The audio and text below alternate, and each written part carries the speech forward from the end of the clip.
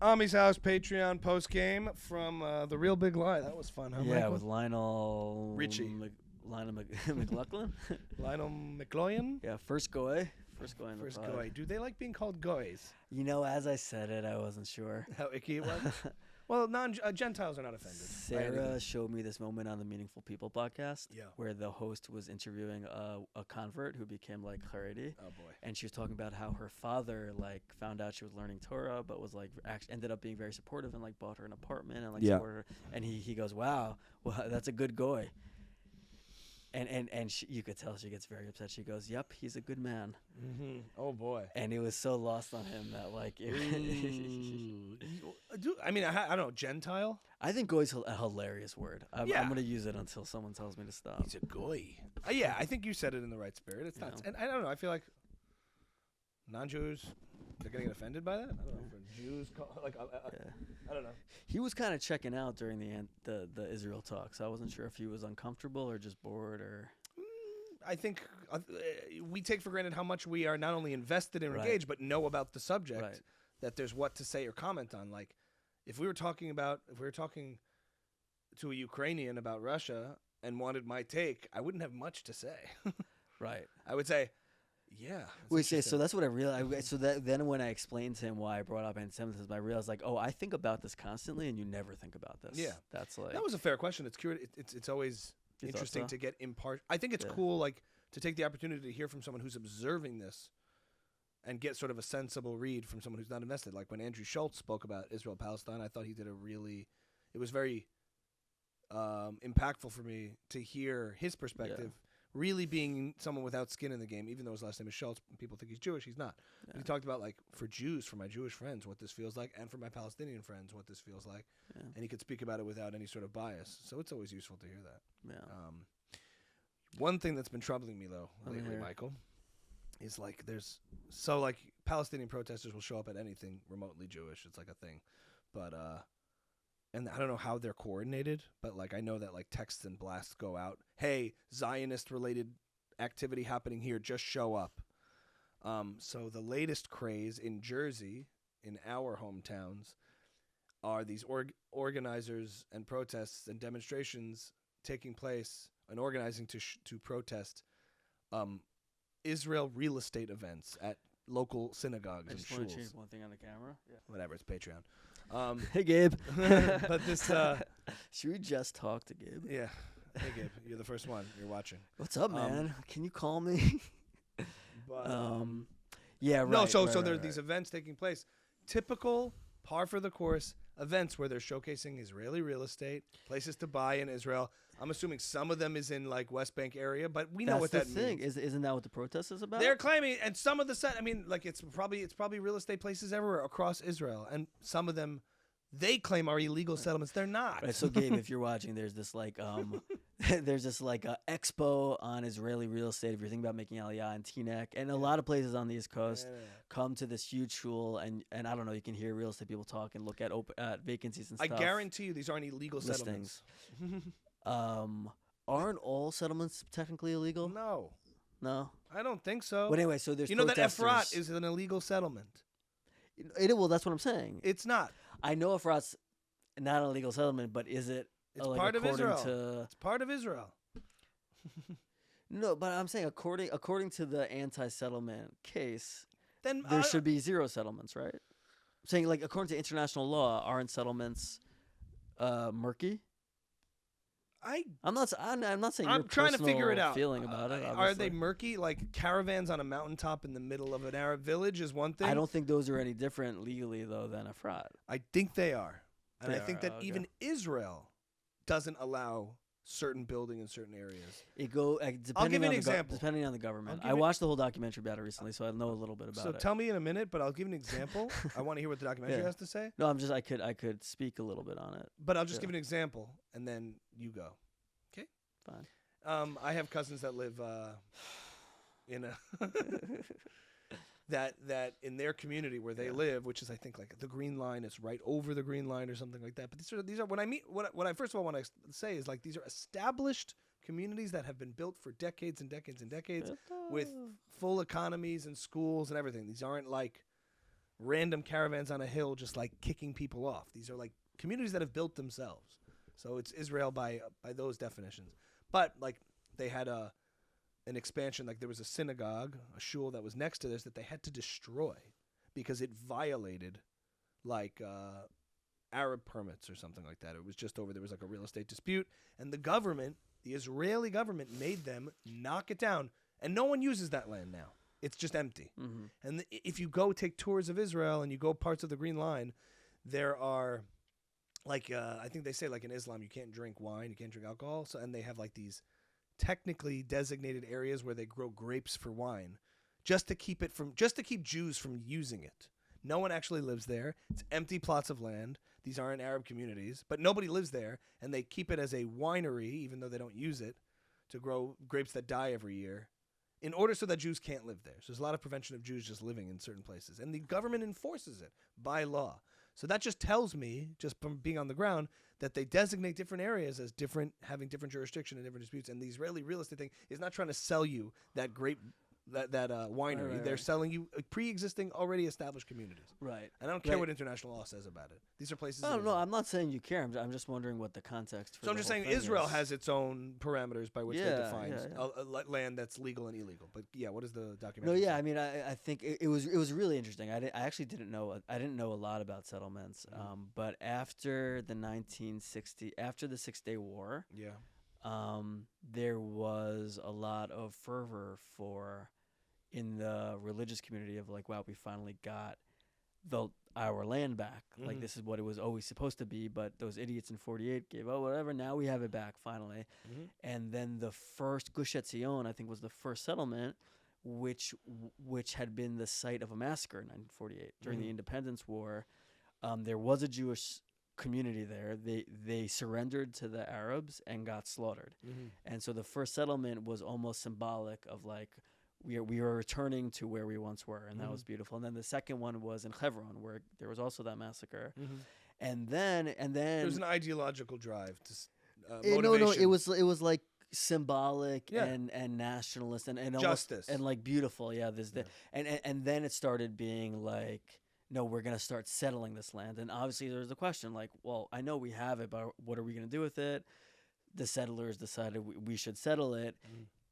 With a long-term strategy of once we're living there, you can't kick us out. So the more settlements we make, the more permanent this land hold will be. And then certain governments agreed and disagreed. And I think Ariel Sharon was the first minister of the settlements, and he was very much for it.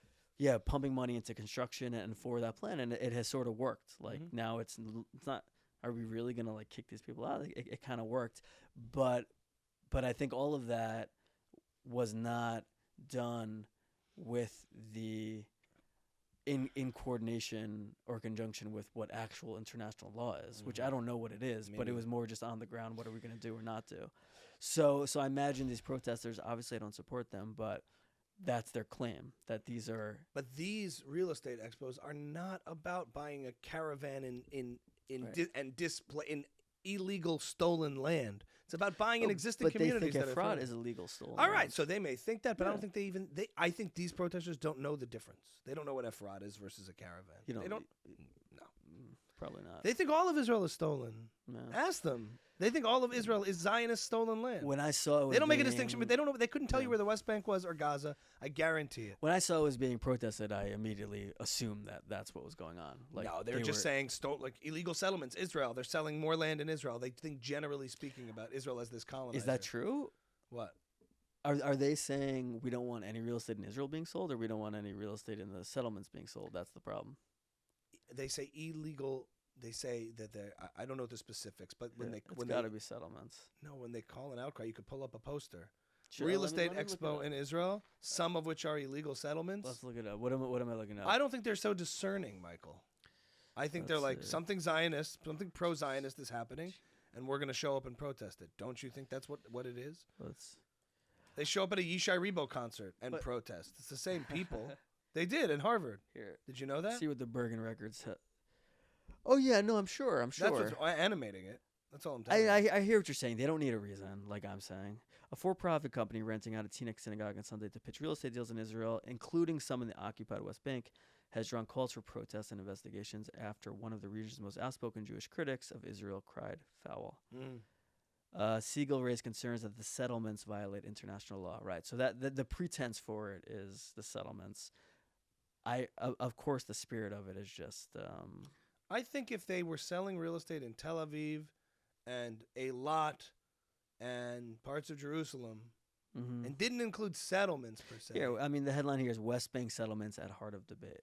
Okay, but what is West Bank settlements? That's the thing. So Efrat, where a lot of people live and buy property, it's like you could designate that the same, but I don't think most. It's okay for them to be here. They provide for our economy. My point is the people who show up, it's like Zionist activity going on. We're going to go protest it, and the irony of it all is, and I think I might post a video about this. It's like, hey guys, you think showing up to Jewish places of worship and intimidating Jews is going to encourage or discourage Jews from going to Israel? That's funny. What do you think that's going to do? Huh? You think it's going to make us want to go more or want to stay here? You think violating our sense of American safety in America, you think going to tell us and pointing fingers and showing up and filming our houses of worship, saying show up here, that's going to make us want to go more or less? Great point. That's the thing. You're just so self-defeating. So that was my main irony of it all, is like they're making it, they're in doing what they're doing, they're encouraging what they don't want to happen in their minds. But what they don't want is Israel. I don't buy any of the discerning nature of it all. They don't want Israel to exist. No, I know, but in order to publicly protest something, you need some sort of pretense for it. Yeah, the pretense is Zionist activity going on. Let's all show up and demonstrate, because Israel is an apartheid, colonialist, genocidal state. Anything Zionistic, they've showed up at Friends of the IDF events. They've shown up at this events. I mean, they'll show up at anything. I guess it's a little disturbing to accept that as the reality. That is exactly what goes on. I know it because I've seen the WhatsApp blasts that go out, and like, I went to this is the funniest thing ever. I have to look it up what it said, but I went to like a Chabad concert on Kislev. Yud Tes Kislev, in the one I told you to come to. Yeah, Gabe, Yud Tes Kislev is like the when the first Lubavitcher Rebbe got out of jail. Yeah, so there was a concert from this organization, and the blast that went out, there was a whole demonstration across the street from the King's Theater. No, I saw. And it was like Chabad is somehow related to the Zionists. Yeah. Chabad were Zionists. They don't even in Teaneck, I think there's probably a little bit more of a veneer of legitimacy. Interesting. I don't know. Who do you hang with in Teaneck that knows this? I think a blast goes out. Let's all demonstrate for Palestine. And if it's Jewish, I made a video today like bar mitzvah at a club in New York. Apparently, the parents are Zionists. Show up. Yeah. Well, did you see what someone commented on the Dovi cocaine mezuzah? Yeah. Jenna laughing while defending genocide. He didn't mention Israel in the whole thing, did he? Oh, he did. Yeah. Oh. No, he said also, I said that our dealer's Israeli, help support the war. So I was gonna go at her. I'm glad I didn't. She's still an idiot. I don't do it mostly because I think it's a waste of resources. You're gonna think they think it's from me, and I don't always agree with Mike's calls on these things. You could. Yeah, I get it. I went against one guy. He said 416 videos and what'd you 1600. Say? I saw that one today. I said it's actually 1,300 subscribers. I guess you're not a math guy. Okay.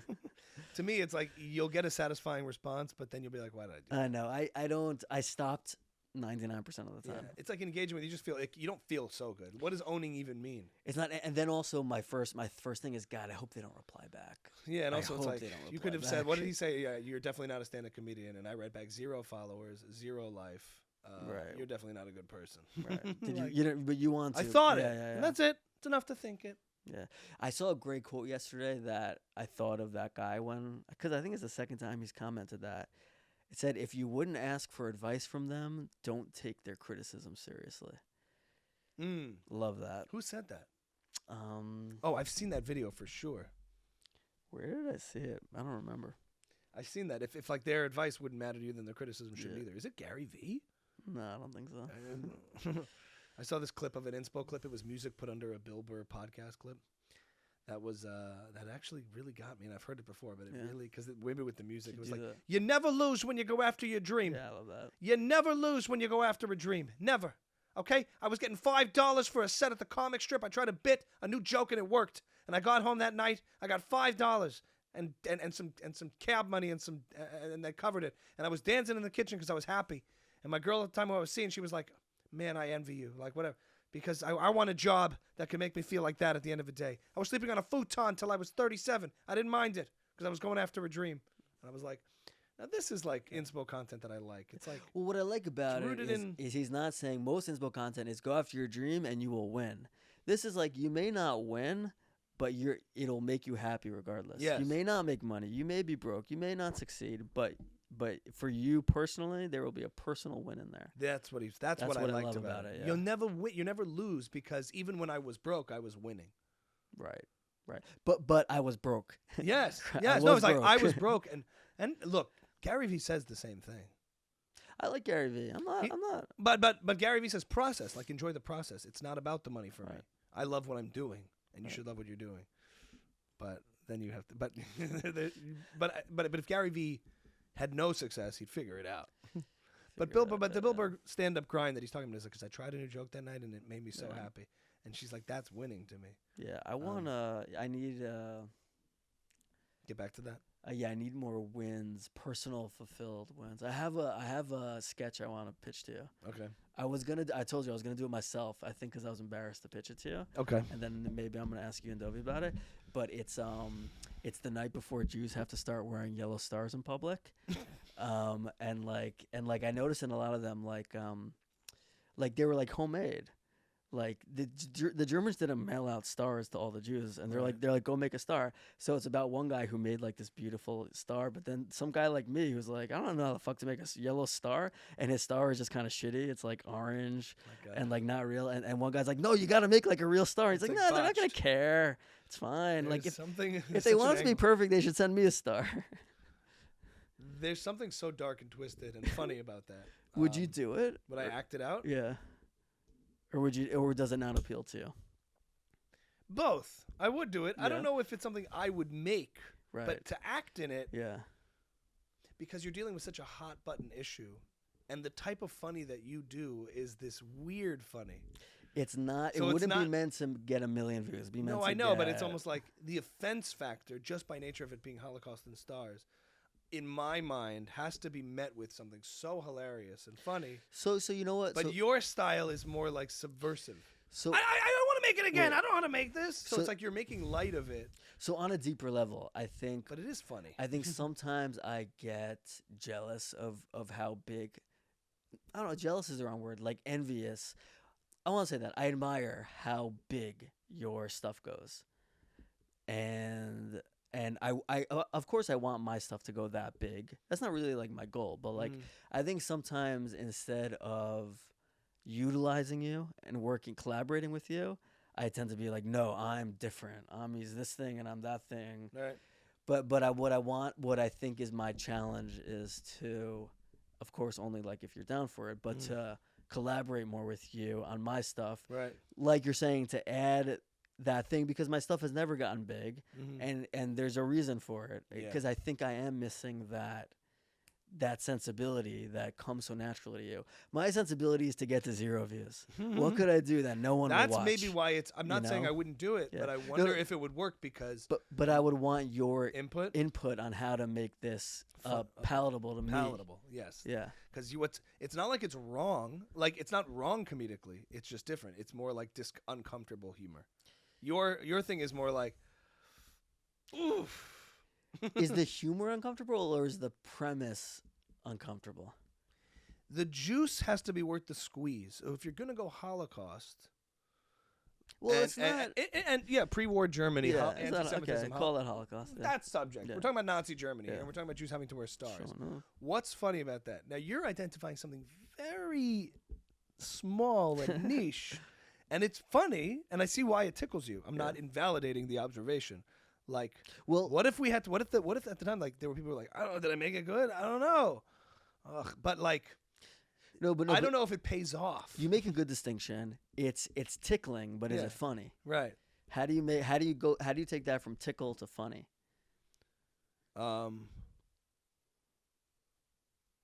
Yeah, I'm trying to think how to jump off of that, because it also like doesn't poke fun at the real villains. it like makes us look dumb, the Jews. I think it makes us look human. That's what I like about it. We forget that real people. No, it's just darker. It's just darker than I would ever go. I don't think of it as dark. It's guess, dark yeah. because it's like, I don't we think don't. of it as It's dark. not like we don't mind that we're being subjugated at this level at all. What we mind about is that it comes out good, and that's what's annoying. No. What I mind is the burden of having to do something that's not my thing. Just because I'm Jewish, I got to become a sew master, a So seamstress it's now. Weird. I'm just Jewish. I'm not a seamstress. Like, Yeah, no, but it. How to make that funny, and you can make Holocaust and like World War II stuff funny. I mean, I imagine what if Larry David was doing It's more that, Larry it would be David-esque. funny. It is Larry David-esque, Yeah. like when he said, like, do you think in the camps they were like dating? Yeah. But he's funny. Yeah, I but think. I don't love it. You don't love it. I'm not a huge Curb guy I'm not or a a Larry huge, David guy. I'm not a huge Curb guy either, but he's obviously But his sort of combative, like misanthropic, yeah. that's not You're me. not misanthropic. No, I'm just not. I'm not. I like making fun of things, but Yeah. not from an angle of like that's terribly subversive. Unless I'm going after people I detest. Like, I'm all for making. I don't know. I don't have rules about it, but I think where I tend to gravitate to is like, I want to make like pro-Palestinian protesters look like idiots in my satire videos that I do, which I've been doing recently. What do you think subversive is? How would you describe that? I wouldn't know how to describe subversive. So what subversive means? But you've been using that word a bunch.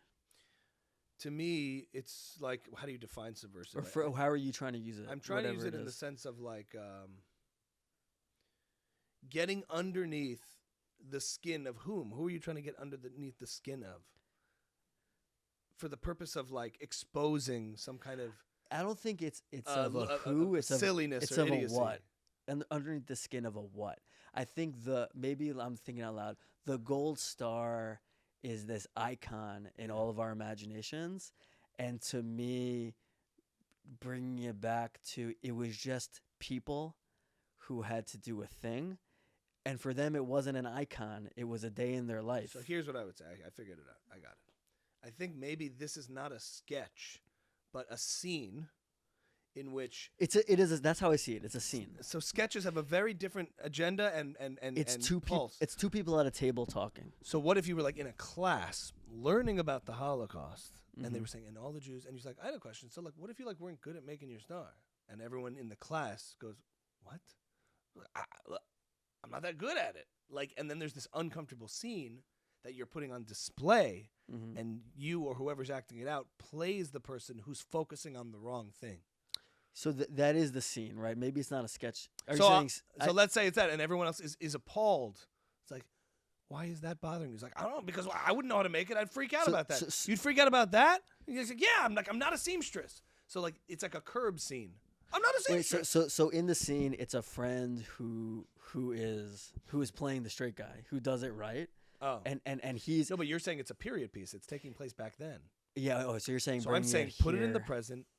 My revision would be What if it's somebody who finds their grandfather's star and they're like, this is like shitty. yeah, that's a scene too where it's like I'm just saying this isn't good. Like, you know, or like two people survivors. One guy brings in his star and they both are like, this is my grandfather's star, it means a lot to me. And the other guy one-ups him. This is mine. Oh, that is beautiful. This is mine. Like it would be a set in a modern context. What about that? And that's is funny because like maybe you build up to it like Holocaust one-upping each other. Mm-hmm. Well, my father was in a labor camp. I forget the name. Mine was in Auschwitz. Wow. Like one guy stealing all the Holocaust thunder. It's different. That's different. And than then what I'm that going star for. thing is also like one guy's is beautiful Right. and one guy's isn't. So that's different. Than That's what- a than different what I thread. have in mind, yeah. That's like one piece of a larger puzzle. But of that's like how you would do it. Holocaust one-upping. I always when I think about this stuff, it's like there's a Holocaust street cred Yeah. that survivors and that's kids your try to get joke. to. That's That's your a joke I try Right. to tell. It doesn't always work. Yeah. But this thing would be like his star was great, his star was not. If you were just focusing on the stars, Yeah. my idea off of that would be put it in a classroom so that you have a whole, so that the perspective shifts. Mm-hmm. And now there's a character in there who's the you, Mm-hmm. who's like you representing your idea, Mm-hmm. where it's like, yeah, but what if you didn't know how to make it that well? Mhm. Like, and then they're like, why is that the concern? Like, that's the absurdity of it. I don't know. I would imagine some of them didn't come out so good. That's all. You know, or like it's a curb scene in a way, the way I'm seeing it work comedically. Yeah. As opposed to a sketch where it's like back in the day, flashback scene, because then you're just playing with fire, making light of a real serious thing that happened without enough of an overt. When I say subversive, meaning it's subtle where the funny is. It's not obvious where the premise is. What's the game?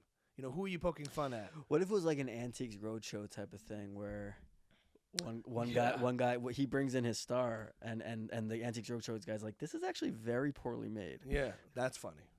Because modern, and the And guy's then like, the guy's like, what was I supposed to do? Oh, man. and you had an old survivor who's Yeah. like, I made it. Yeah. Yes, we made this together. The whole family. And he goes, yeah, this isn't worth much. And he's like hurting the feelings of the thing. That's overtly funnier. Could you play though? But you have to be careful. An old survivor. Yeah, I made it. And then do my grandfather's voice. Yeah. Yeah, But it's hard. would that translate as? I'm not sure, because if it doesn't read right, it's offensive. Right. When you take offensive risks, it has to be very funny. Like, it has to be universally funny. Right. You can go niche funny, Nathan for you, that kind of thing. Yeah. I think you can do that, which is more in your brainchild. Yeah. But if you introduce controversial subjects to it, and you don't get universality, then you just get controversy. You don't think it's universal though that someone wouldn't know how to make the star? Yeah, it would be. Is it funny enough of an observation to pay off for the pain of what you're bringing up? This is a great. I love this. That's a great insight. That's what I'm saying. Right. Is it universally funny enough? Not understood. Right. Like, sure, but okay, so they didn't know how to make their stars. Like, why are you like reinforcing the pain of what people went through without like? Now that is, you need a moment of aha. Now that is a funny, like, even though it's wrong, I gotta laugh at that. Right, and that is what Curb always does. That I guess. There's always a profoundly funny payoff at the end. Palestinian chicken, or like he was dating someone and he said the sex was so good. He was like, look, like we all relate to that on some level. Like she's so hot though. Right. There's like this woman who's like anti-Israel, anti-Semitic. Yeah. He's like, but she's so hot though. Right. And that's funny. We can all get down with that. But for you, it's like, I guess that's a funny observation. That's interesting. It's interesting. It's like, yeah, what if they all couldn't make it? But given the other thing you're bringing in. So the reason I bring it up, that's mostly the reaction I get to like my stories and everything. Right. Is it's like interesting, or like it makes an impression. Yeah. But it's always more of like a mindful reaction than a gut emotional reaction. Yeah. Which I'm working on. I want to get to the emotion gut.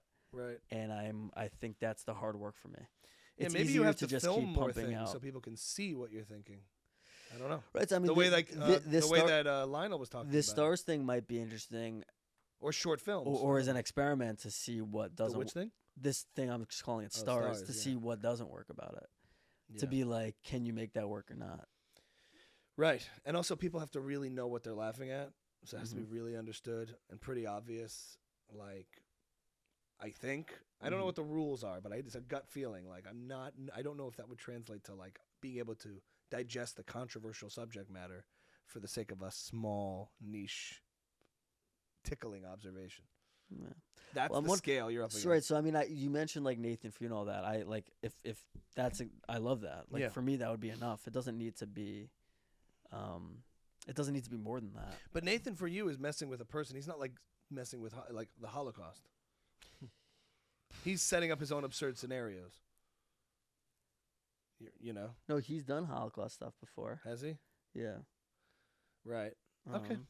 Yeah. Anyway, yeah. Good. Not my favorite show. It's like Gabe, it's too uncomfortable. Shoot me whatever you think. Just shoot me a text. Good luck with it. Let's keep talking. Always run the ideas by me. Yeah. And Would I you do act it? Would you do it? If I think it would like. I don't know. I'll be honest. Like, because if it's controversial and it doesn't work comedically, I don't know if I'd want to do it. Well, we wouldn't put it out if it doesn't work. Oh, so as a favor to execute it so you can No, the see idea it? is we would do it. If it works, we'll put it out. Right. If it doesn't work and you don't think it's worth the squeeze, I wouldn't put it out. Oh, okay. The goal would be to make it outable. Yeah. Right. And so I think I would have a script, and then you and Dove would hopefully add to a point where you think we could work it out. Then what's the button? We always talk about that. I'll have to think about that. I have to think about it. Maybe it's one idea is he's like, like maybe you should consider going to Palestine. There's still time. He's like, how hot it is in Palestine. The other thing that might not be Latin so believable is there's a lot of Jewish seamstresses, so everybody could say. No, but I guess also I have to work on like expressing this. This is like he's like a single guy living in Berlin.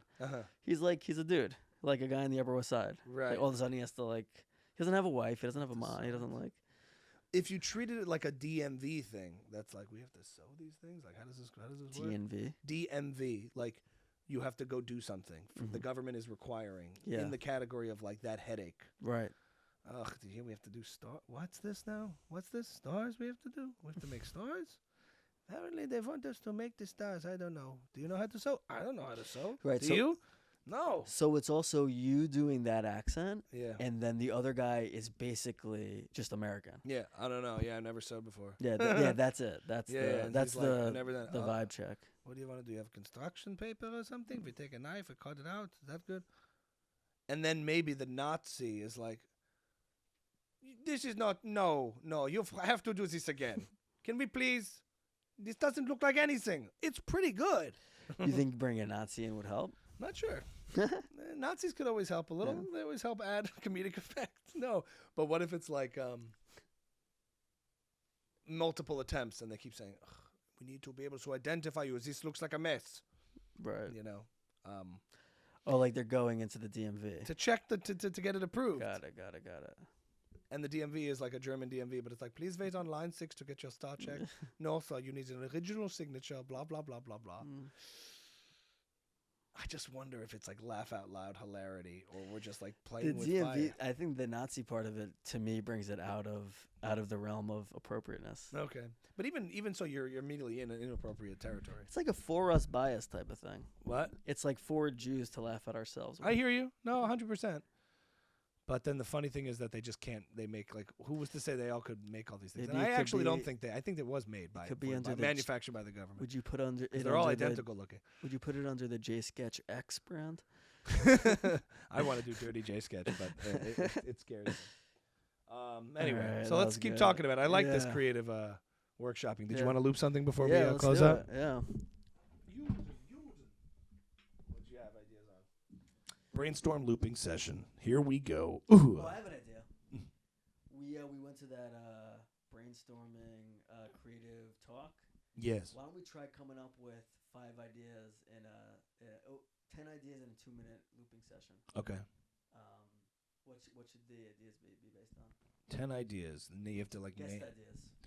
Guest ideas. Let's try to name 20 guests in 2 minutes. Say that again. Try to name 20 guests in 20 guests in 2 minutes or in 1 minute. 20 guests. Does this work? Hold on, should put it. No, I'll put it back. 20 guests in 2 minutes. Start the clock. 1, 2, 3. Starting. Okay, hold on, 20 guests in 2 minutes. Something like a beating clock. 2 minutes starting now.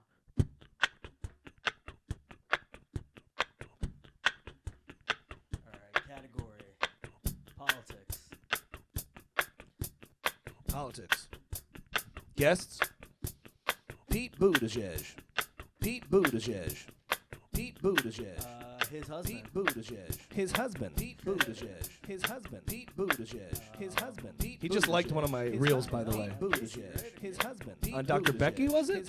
What did he like? His husband. Pete Buttigieg. His husband. Pete Buttigieg. His husband. Pete Buttigieg. His husband. Pete Buttigieg. Clarence Thomas. His husband. Pete Buttigieg. His husband. This is a public lynching. This is a public lynching. Pete Buttigieg. Lynching. Lynching. Pete Buttigieg. His husband. Pete Buttigieg. His husband. Pete Buttigieg. His husband. Pete Buttigieg. His husband. Pete Claudine Gay. No, His husband. Gucci, Pete like, Buttigieg. His great husband. guess. Pete Buttigieg. His husband. Pete Buttigieg. Claudine Gay. Claudine Gay. His husband. Claudine Gay. Claudine Gay. Claudine Gay. Claudine Gay. Claudine Gay. Claudine Gay. Claudine Gay. His husband. Pete Buttigieg. His husband. Like pushed her in that thing. Oh, what's her face? I forget. Like the Hispanic woman. Yeah. Hispanic Congresswoman to get on the show. Yeah. Hispanic Congresswoman. to get on the show. Yeah, I need Congresswoman to get on the show. Yeah, I need Congresswoman to get on the show. Yeah, I need Congresswoman to get on the show. Yeah, I need Congresswoman. Someone who dated AOC. To get on the show. Yeah, I need Congresswoman. This is a public lynching. I bang AOC. Yep. I bang AOC. Yep. I bang AOC. Yep. I bang AOC. Yep. I bang AOC. I bang. Omer's imam. Ilhan Omer's imam. These would be good guests. Yeah. Okay, stop it. Yep. I bang AOC. Yep. I bang AOC. Elon almost imam. I bang AOC. Elon almost imam. I bang AOC. Elon almost imam. That would be great. Elon almost imam. That would be great. Elon almost imam. That would be great. Elon almost imam. That would be great.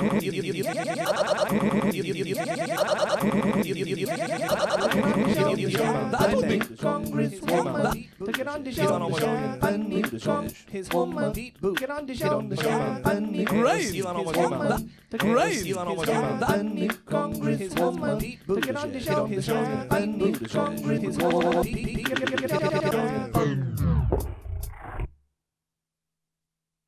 Bloody gay. Bloody gay. That's Patreon, baby. Thanks for watching. This is Ami's House special exclusive episode for patrons only. Gabe, thank you for watching. You're the only one right now. To more creative endeavors and to having Bloody Gay on the show. How's that for Patreon? Bloody Gay. This is such a wacky tool, isn't it?